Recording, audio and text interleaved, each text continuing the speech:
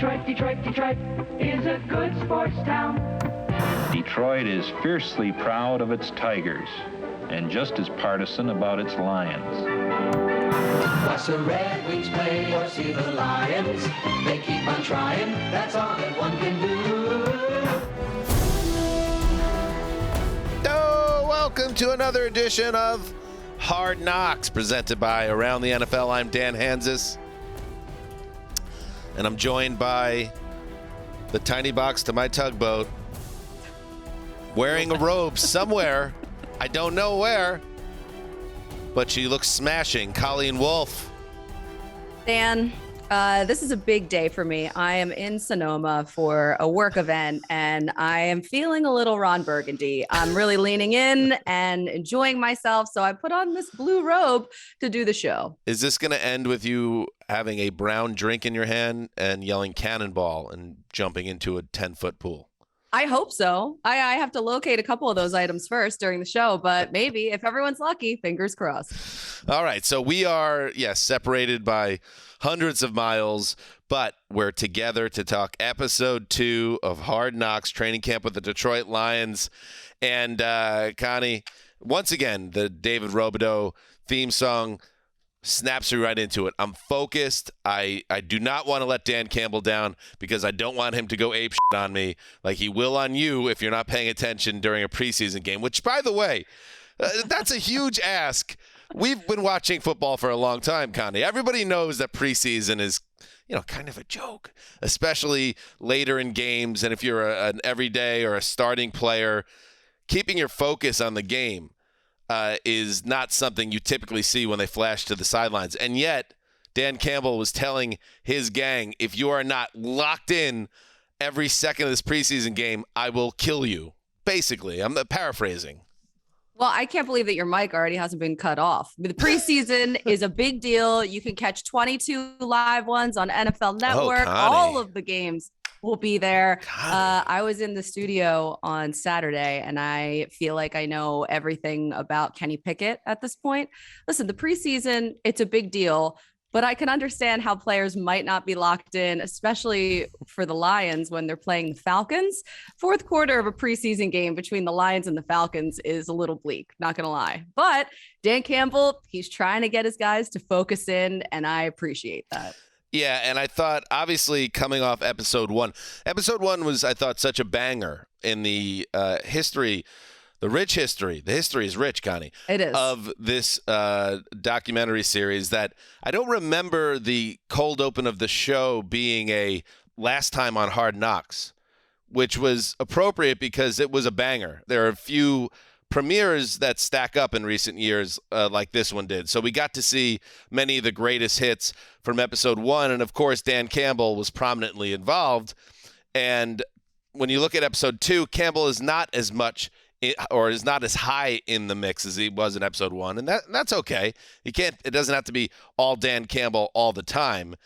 Instead, I thought this episode kind of showed us, when you think about what was the theme of this episode, what was NFL Films, what is HBO trying to tell us with the story here? I think the theme was the Lions are now in training camp. They are in the middle of it. And we're starting to get a better idea of what this team is up against, quite frankly, because I think there's been so much positive vibes around the Detroit Lions throughout this offseason, the draft, the ramp up, all the feel-good vibes, all the talk about the improved roster, the number 2 overall pick. And now you have a situation where you forget that this team went 3-14 last year. And this team has Jared Goff as the starting quarterback, no disrespect intended. And this team has so much work to do to get to where they need to be. And you even see it, and we're going to get to the preseason game that capped this episode, in that game. And it reminded me kind of how many terrible losses they had last season where they couldn't close a game and they didn't close a preseason game. And so that was a big takeaway for me that, yes, the Lions are fun. They're frisky. They got grit for days. But this episode reminded us that they're a long way from where they want to be. Episode 2 was basically a reality check. Episode 1 felt like all of the buzz. This team has so much personality. There is so much optimism and positivity around them. They're going to be amazing. It's a fresh start. Look at all these like former players that are coaches. And then you get a preseason game and you remember everything that happened last year. Now, a couple things that you mentioned off the top here. I also noted that Dan Campbell, he was featured a little less in this episode. I did enjoy the Atta Baby that we got a lot from him. We heard in episode 1, everything was like, come on, man. Like, man, it's a lot of mans, which I appreciate. But the Atta Baby was new. And I don't know if that is a phrase that everybody uses. Maybe I'm just like not in the know about it. I feel like Atta Baby maybe had faded in the parlance of society a little bit. And now maybe he's making a comeback thanks to Dan Campbell, Dantalica. Right. Like Atta Baby, I'd kiss you right now if you weren't breathing so hard. Dan Campbell said at one point. That was interesting. But I did have a little bit of Is that okay to say now? I lose track of these things. I have no idea what is right and what is wrong anymore, but I do know that Dan Campbell has shades of Matt Foley in his voice and his intensity when he's screaming at the team from SNL. The great Foley, Chris Farley, who played Matt Foley, the motivational speaker. Yes. With David Spade, and I can't even remember who else was in that amazing Christina sketch. Applegate was the other sister in the most famous one when he fell into the table, or fell through the table, I should say. Living in a van down by the river. So when you watch these episodes, I want you to think about that. But overall, I think that my big takeaway from this episode and the theme that I got was that they are trying to get this team, the Lions, to match the attitude of the city, that it's on the rise and that it is completely gritty. It's Detroit against everybody. It's literally on the walls. Dan Campbell has grit written on his hat. I mean, this is it's a little like Philadelphia in like Philly versus the world. That was kind of their mantra when they went to the Super Bowl, but it felt like an episode where the producers and everyone was kind of trying to show that this team is trying to prove how physical and attacking they want to be, that the coaches are working so hard to change the culture there. And you can see that when Aaron Glenn is like addressing the team about changing their mindset and that they need to get that winning feeling back. You can see that when Kelvin Shepherd, it is Kelvin Shepherd, right? Yeah. The linebackers coach. Yep.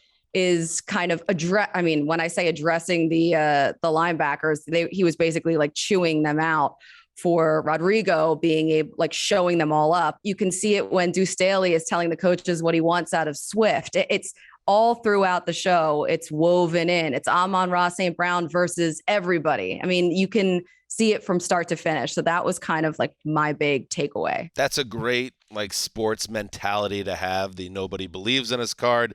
It's been a well-worn trope for decades and decades, but it does suit the Lions well. And I think Campbell's wise to play that way because you are playing off the failures of the organization for decades upon decades. So you take this stance of, listen, nobody thinks we can do it, but we think we can do it. And that's what training camp is about. It's us going into bunker mode together to figure it out. And you brought up Malcolm Rodriguez, who is he is our right now alone in the clubhouse as the lead underdog of season 17 of Hard Knocks. He is a 5th round pick, Justin? Sixth round pick, Malcolm Rodriguez. We saw him briefly doing a dance in episode 1, but now we see him blowing up the offense at the linebacker position in episode 2, and you get glowing praise by Kelvin Shepherd, just using Malcolm Rodriguez as basically a guy saying, listen, this is who you need to be better than. He's only a 6th round pick, which I thought with Rodriguez right there in the meeting room, a little bit of a weird vibe that maybe is like, what do you mean? Why are you acting 100%. Like 100%? It's not good enough that I'm not, these guys shouldn't be better than me. But I thought it was an apt point that he was making that And he made sure Shepard to pump him up by saying, Coach has been in this building for 5 years, said he has not seen a stack linebacker made this kind of play, referring to one play where he blew up a player. And it's like, I will say one warning. I want to give a warning to viewers that maybe don't know Hard Knocks as well as us. When you have a segment when a player, a low drafted player, an undrafted player gets talked up like that, you assume he's going to be a star. He very well could be cut at the end of this month or early September. That's how this game works sometimes. But it looks like Malcolm Rodriguez is earning his keep. I'm also the linebackers. Maybe they just aren't that good. I mean, yeah, when you that's have fair. That meeting was kind of tense, like him motivating the other linebackers by low key shading Rodrigo at the same time. Like, he was you're like, not better than this guy. That was basically like, you could look at it two ways. Do we have an issue with the nickname Rodrigo? That's his name is Rodriguez, and we could do better than that, right? Well, this was the nickname that was given on the first day. So that to me kind of spoke volumes, because it seems like you have to earn everything on this team except maybe your nicknames, because it's a big nickname team. You got Josh Reynolds. They call him the Serpent of Death. Did you catch that at the beginning? Like, I don't know if that was just like Campbell a nickname loves in his the sea moment. creature. I mean, bunches of oats. There's a lot of nicknames throughout this entire episode, but the Serpent of Death was one that stood out to me. Connie, you're kind of making my point. Like, Josh Reynolds is a Serpent of Death, and Malcolm Rodriguez is Rodrigo. I mean, I just, I don't know. I don't have a big issue with it, but maybe in this one case, I think Dan Campbell could do a little better than that. You also mentioned DeAndre Swift, and I want to play this clip from Duce Staley, who had another big show, I thought. Another big ep for Duce, the former Eagles running back turned assistant coach of the Lions. And I want to play what Duce had to say, speaking in a private conference room with the other coaches about Swift. And then I have another thing to add. Let's listen to that, Gravedigger. I need Swift to believe he's the best every time he steps on the field. I need him to know when he's one-on-one, no matter if he's running a route or he has the ball in his hand, no one can guard him or tackle him. I want him to go to Dan at halftime and say, Coach, I want the ball. And he got it. It's in there. Boy, it's special. And every day we go out there between those lines, he gotta believe that. And I'm gonna try my hardest to get that shit out of him. Ain't no try, I'm gonna fucking get it out of him. Cause he can be so special. I've been around some guys that's been in space, the special ones. He got it. And you see right after that, Duce then in a private meeting with the running backs, because Staley's also the running backs coach, challenging Swift to be a more aggressive runner, to kind of take it to the next level, and take all that promise and turn it into him being a top running back in the league. And I think you got a nice glimpse there, Connie, into the team's feelings on Swift as he enters his third year. He was the 35th overall pick in the 2020 draft. Going in the top 35 as a running back in the modern NFL means a team thinks you're a star. And I think he's flashed that, and he certainly was on his way to having a star-type season last year before he got injured in Week 12. But you could tell they're banking on him to be a stud. And there's maybe some messaging that they see that hasn't gotten through yet that they're trying to get into his head. And this was another example that I sort of put in that bucket of the coaches trying to change the mentality of the entire team, because seems like it's not a physical thing with Swift, because Duce seems to love him. It's more of a mental thing. It's more of unlocking that potential. Like when he says that he wants to know that he's the best on the field when Swift walks on the field, like that's a confidence thing to me. Mm-hmm. When he says that he wants Swift to go to him and say, I want the ball, that's a drive thing. That's a competitive fire thing. To me, this is saying that he is just one of the players on the team that maybe is getting comfortable in being complacent. Like Michael Irvin always talks about when he first got to Dallas and they were bad, and Irv had been really good in college, and he just was always wired that way. And when he got into that locker room, he was like, I don't understand. Like, why aren't you guys upset? Why aren't you guys like trying to get better? And the veterans were like, you just got to cash that check. You're good.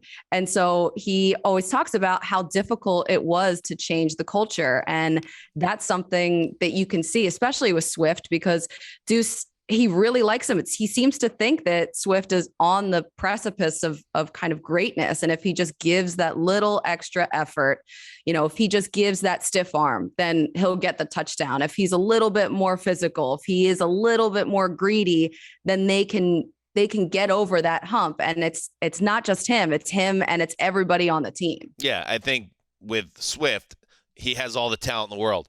We need to get some more grit into Swift. And like you said, the stiff arm where we see the clip where Duce Staley makes a point to say you could have scored here if you would have gotten more physical, bouncing inside instead of bouncing outside in the preseason game, giving it to him. So a little tough love for Swift. Thought that was interesting. How about, Connie, Amon-Ra St. Brown? Oh, my God. Yes. And Gravedigger, I know this one hit home for you because he's coming off an excellent season in 2021. And he was the first to say, in fact, that's how we first learn about St. Brown, where he says, for me, I'd say my draft experience was shitty. And then he goes over through every single receiver. And how many of them were there, Justin, including a certain Tennessee Titan, your favorite team? Yeah, 16 receivers drafted ahead of him, including Des Fitzpatrick to the Titans, the final receiver drafted ahead of Amon-Ra St. Brown. Yeah, so he ticks those off, Connie, off the top of his head. So he's one of those motivation guys. We learned a lot about the St. Brown, or was it Brown family? It's a little confusing. Okay, so one of the things that I found really interesting was when Amon-Ra St. Brown was reciting all of the receivers and the schools they went to. He did it with a 1,000-yard stare. Like Right. He kind of just was like a little dead in the eyes while a guy coming back reciting from those war names. who saw too much, that type of vibe. Yeah. So that is absolutely a chip on his shoulder. But the whole family, this episode also kind of had like a little family ties theme throughout it, with Amon-Ra St. Brown, with Aiden Hutchinson and his family again, with David Blough. But just to stay on Amon-Ra real quick, like his dad being Mr. Universe, I had interviewed his brother, Equanimous St. Brown, at the Combine when he was coming out. And so I have all of these fun facts, which I did not bother to double source here, but I'm going to tell you what I have in my notes, and you can do whatever you guys want with them. Okay. But I do have a little note here that says the dad added Saint to his last name because he said it just kind of came to him in the moment and he thought it would look cool on the back of a jersey.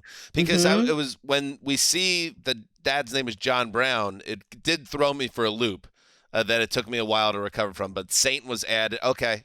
Gotcha. Right. So there's that. Then another little fun fact about his brother Equanimous was that his dad started him lifting weights at age 8 and would feed him protein shakes and red meat 3 times a day. Now that is unconfirmed. Not sure about that. However, his dad seemed pretty intense in this episode.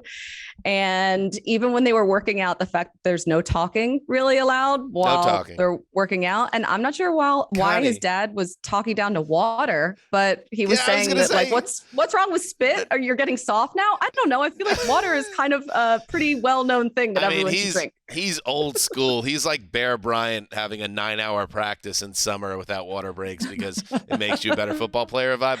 I don't necessarily, I feel like the science doesn't support lack of hydration during high level exercising, but yeah, no water allowed, no talking, the stuff about eating all the red meat. And what was the other note you had there?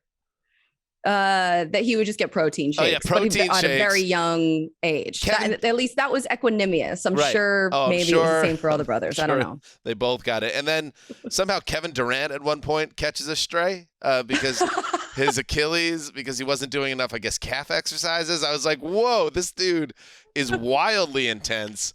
And I will say that I do believe the Brown family or the St. Browns, whatever you want to refer to them as, they should have a suite. I mean, if we're going to give the Hutch, and I understand the Hutches, it's $20 million guaranteed in the bonus money, and but it's not a great look when you got the Browns down there in the 200 level, and then you flash up to the Hutches. And let's check in with the Hutches. What is the name of the sitcom when the Hutches have their own sitcom? Checking in with the Hutches. Let's workshop that one.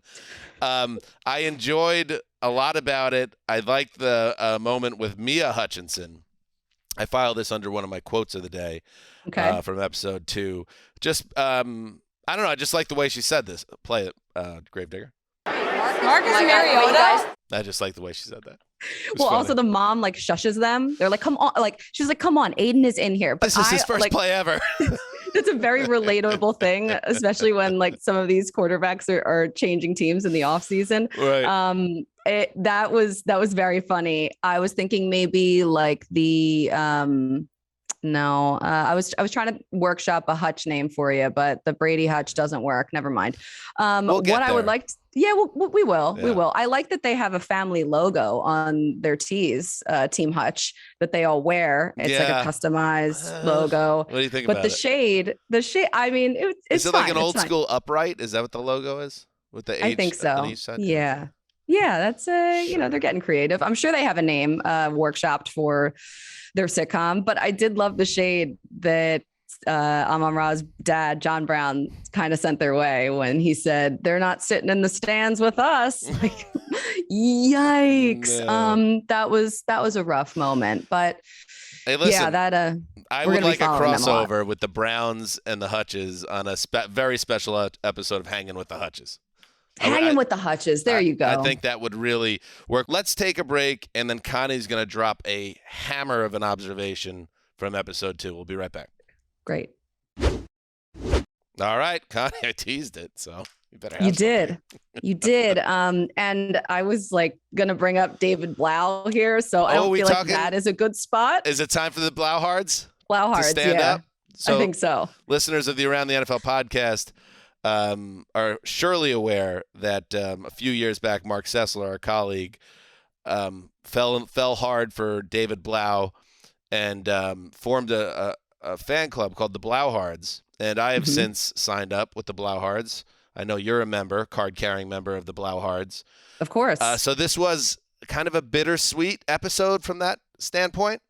A tough Blough, if you will, for the Blauhards. Yeah. It was tough to see his wife, Melissa, watching the game in the stands, and it was not a great game for him.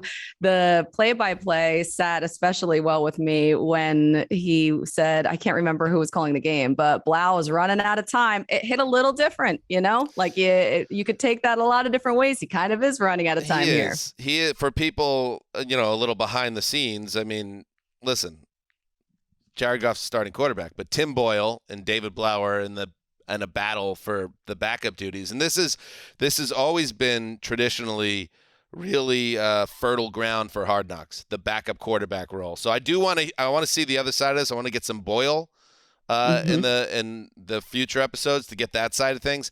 But I do like Blough. I like that he was involved. I like meeting his Olympian wife. But it is the bittersweet aspect of it, Connie, is how we had all the build up, and he's going to her training, and we're seeing the rooting from the team headquarters a year earlier when she was qualifying for the Olympics, and then for the preseason game to have a hideous botched snap in the fourth quarter, and then the fourth quarter rally goes nowhere. The Blauhards are, not feeling too hot, and we're worried about his job prospects to hold on to this gig. Sure, but hopefully there's a redemption story right around the corner, because that has been the Blauhards calling card with him. So we'll see. Maybe he can recreate. Wasn't it Thanksgiving that he had that amazing game? Yes. Didn't he have like one? It was Thanksgiving. That was his moment. Another highlight for me was Barry Sanders being a big fan of the field conditions. I mean, he just was going on and on about the grass.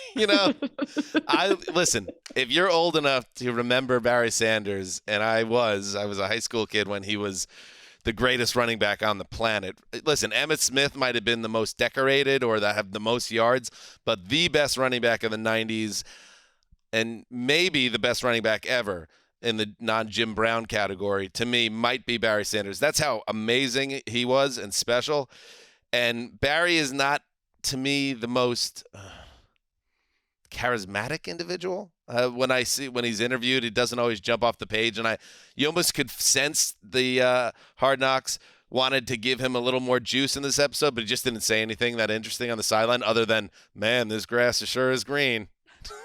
I mean, listen, he loved it though. I did enjoy the flashbacks in '97 where he had the massive shoulder pads, like with the dead grass, supporting his point that the grass is greener. As a quick aside, it is incredible how far the teams and the league itself has come in terms of field preparation and maintaining, and in general, just putting in the players in the best position to be healthy and successful. That was only 1997, and it looked like they were playing on a sandlot in Brooklyn in 1950. It was like, what are we doing here? But luckily, Barry never suffered an injury on that type of turf. Since you bring it up, two things. Number one, okay. I once covered, the first Super Bowl I ever covered was Super Bowl 46 in Indianapolis, Giants-Patriots 2. And me and Mark, it was both our first Super Bowl coverage experience together. And our boss at the time, Justin, put us to work. And it was fine. We were young and hungry and we wanted it. We ended up both working like 75 or 80 hours that week. When we turned in the time card, it was like a minor disaster back in the home office when we turned in the card. But you get up to that number because of things like on Saturday before the Super Bowl, I was sent to cover the celebrity flag football game at the minor league field in Indianapolis, which was wild.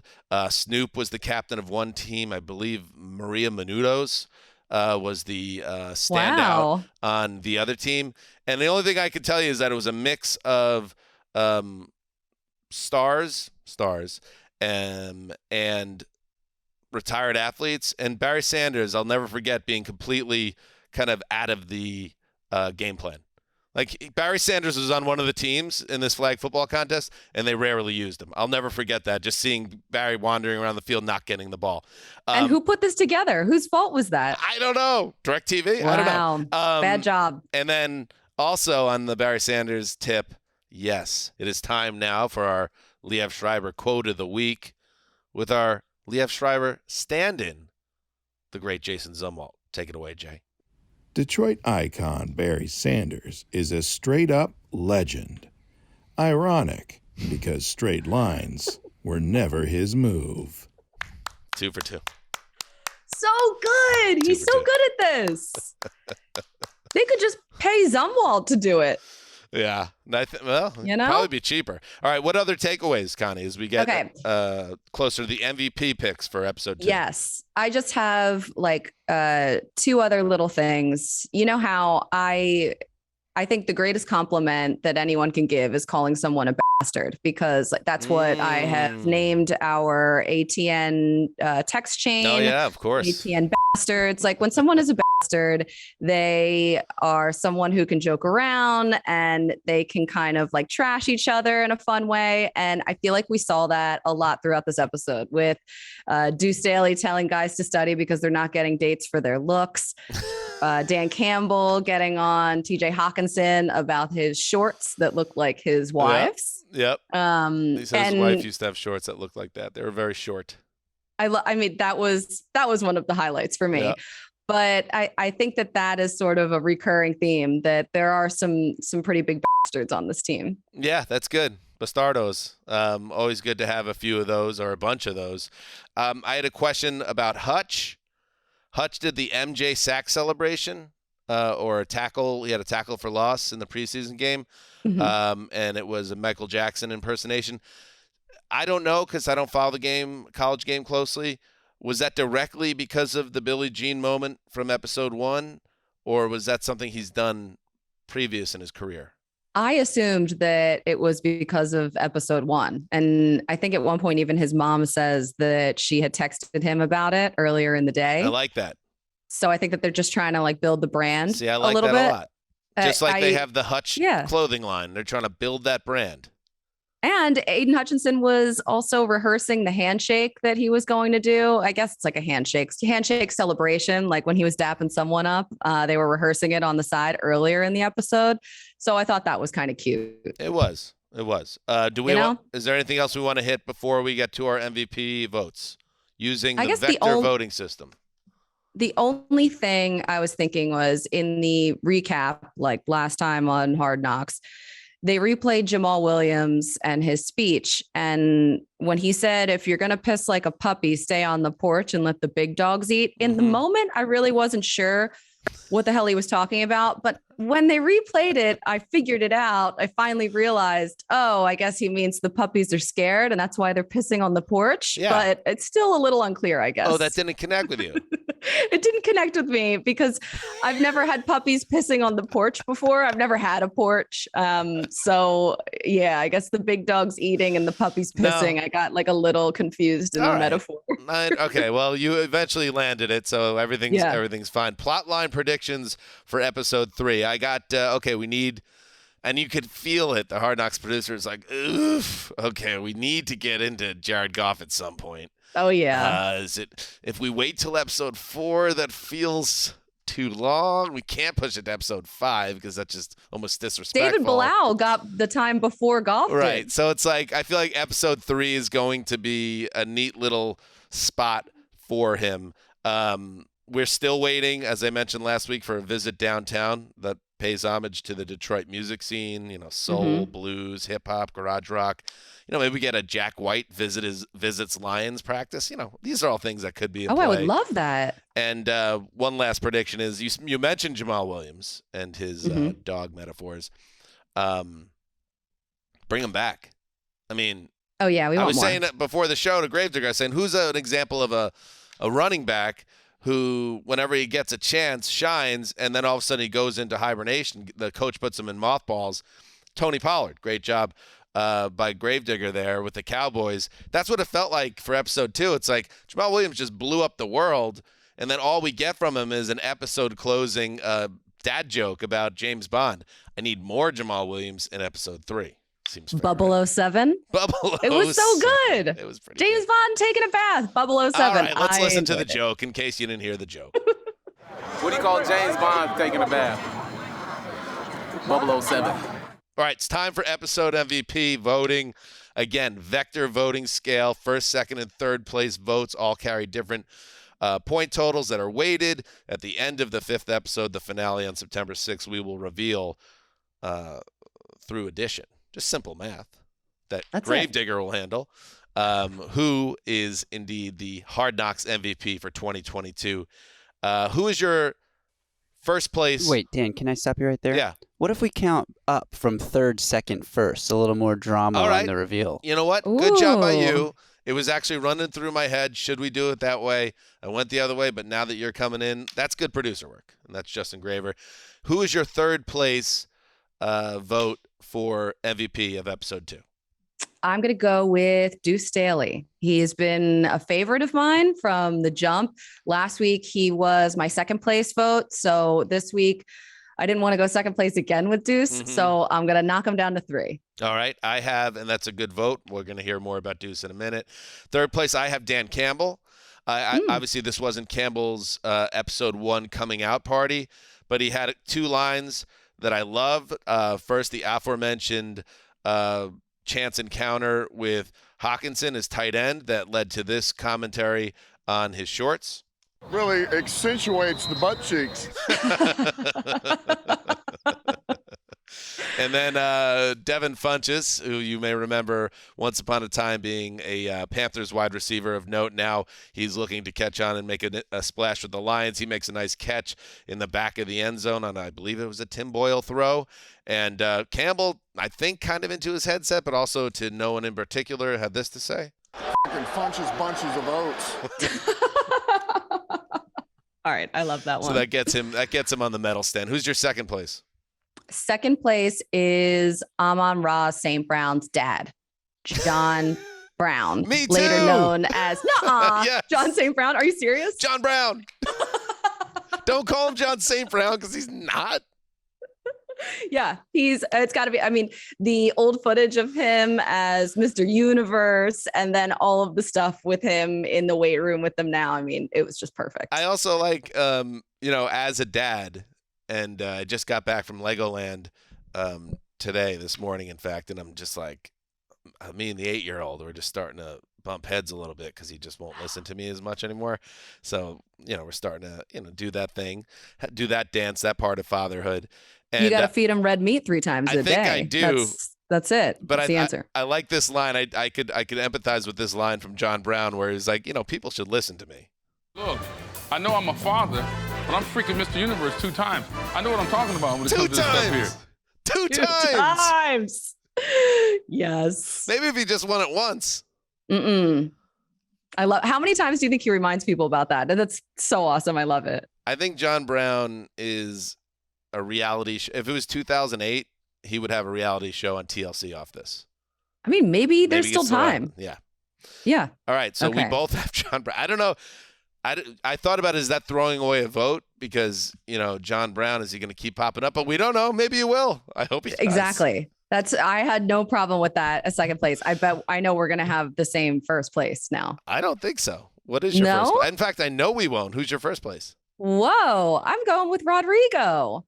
I feel like he had such a big part of, he was just such a big part of like that whole speech when Kelvin Shepherd was ripping everybody apart. He was kind of a star at practice. You got Rodrigo talking about it's a great time get to be hit in practice and hitting people. I don't know. That was he's my underdog that I'm rooting for. And so I had to give him my first place vote. I totally see where you're coming from with that. The reason he didn't get a vote for me is because I thought the storyline around him is interesting, but I didn't think he personally did enough to get the gold or medal for me. So I'm happy that he's thriving, but I need to see more for him to get on the medal stand. I gave it to Duce Staley.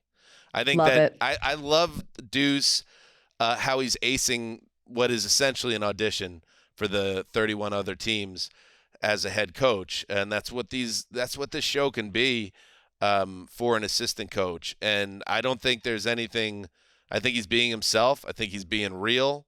I loved that whole interlude with DeAndre Swift. I just thought that was that's a good coach. That's a guy that is using his experience to see that Swift is a special player. The way he talked about him to the coaches, the way he spoke directly to Swift in the meeting right after that. And it did remind me of this always stuck with me on All or Nothing, the All or Nothing season with the Arizona Cardinals.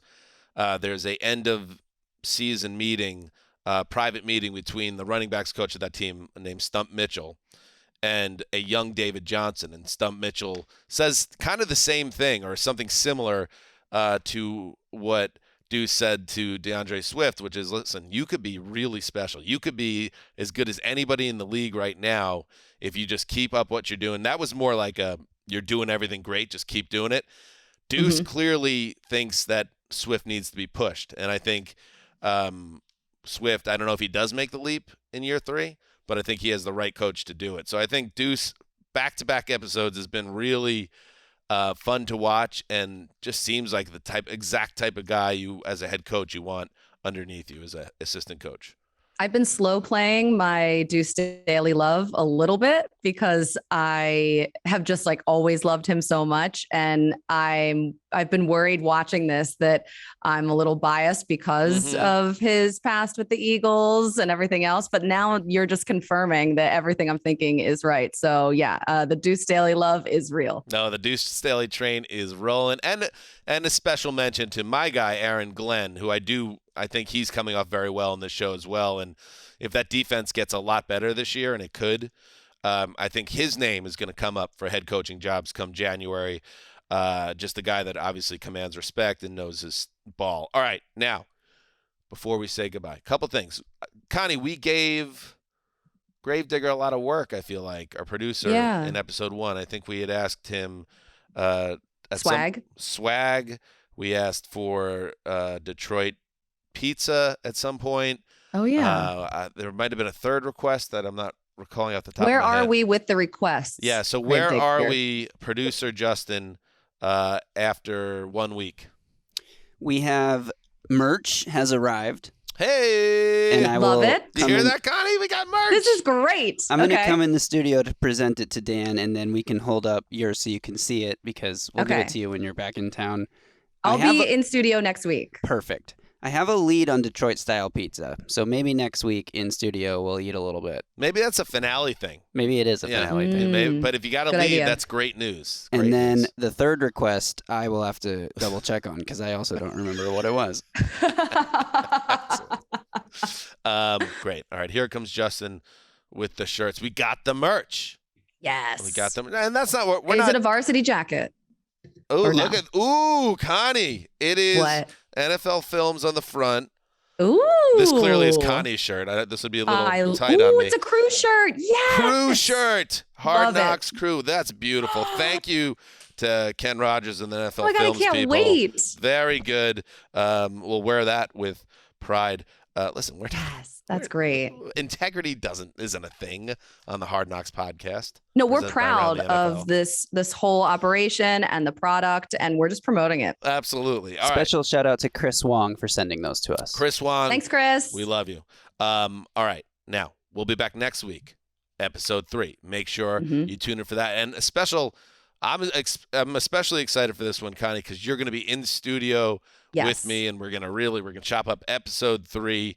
You know, real quick, I hope that there's some more cars involved. I know that that's like another theme with Detroit, and I thought there would be more cars. Like, I noticed that they incorporated some of the guys using like big tires and then would smash cut to like an old car type thing to make that Detroit theme go. Yeah. But I'm hoping there's even more coming up. Need that. You also reminded me of David Blough and his hype speech on the last drive when they're trying to run out the clock. And I don't know if anybody's listening to him, but he's in the huddle and he's like, listen, this city, they like it tough. They want us to grind this out and we're going to show the city that we're tough like them. And then like a snap fires off his hands. Again, a bittersweet day for the Blough Hearts, but there's always next week on Hard Knocks. That car backfired, yeah. I hope this time next week, Connie, we are talking positively about David Blough having a big week 2 preseason, but we'll have to wait. We will. I'll bring the robe.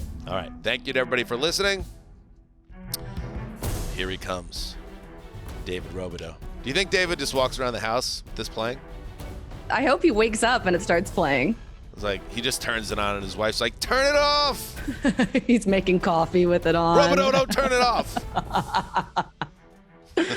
All right. Until next week. See you.